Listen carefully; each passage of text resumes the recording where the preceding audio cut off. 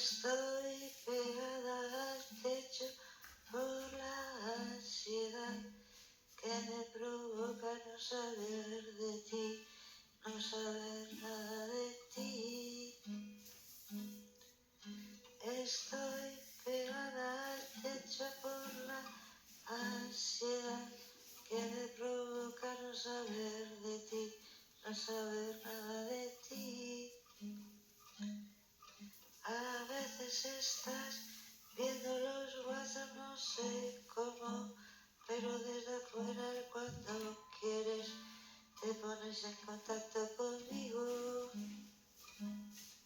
Sé que no vas a contestar las llamadas, sé que no vas a responder los mensajes, lo estás haciendo a posta. Desde que dije que quiero una buena chica en mi vida.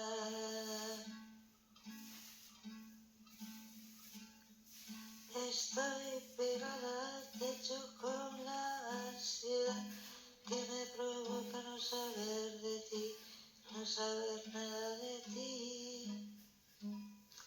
Estoy pegada al techo con la ansiedad que me provoca no saber de ti, no saber nada de ti. Por fin me has contestado, dices que estás mal, algo te tenía que pasar. A veces el karma no tarda en llegar. Ahora nos curamos el uno al otro. En 20 minutos estoy pegada al techo con la ansiedad.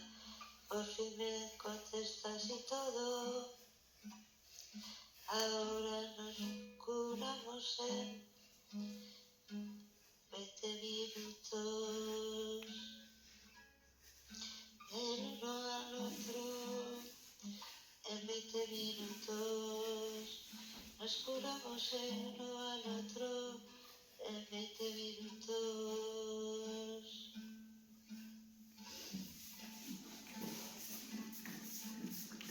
Estoy pegada al techo por la ansiedad que me provoca no saber de ti, no saber nada de ti. Estoy pegada al techo por la ansiedad que me provoca no saber de ti, no saber nada de ti. A veces estás viendo los WhatsApp, no sé cómo, pero desde afuera cuando quieres te pones en contacto conmigo. Sé que no vas a coger las llamadas, sé que no vas a responderme los mensajes.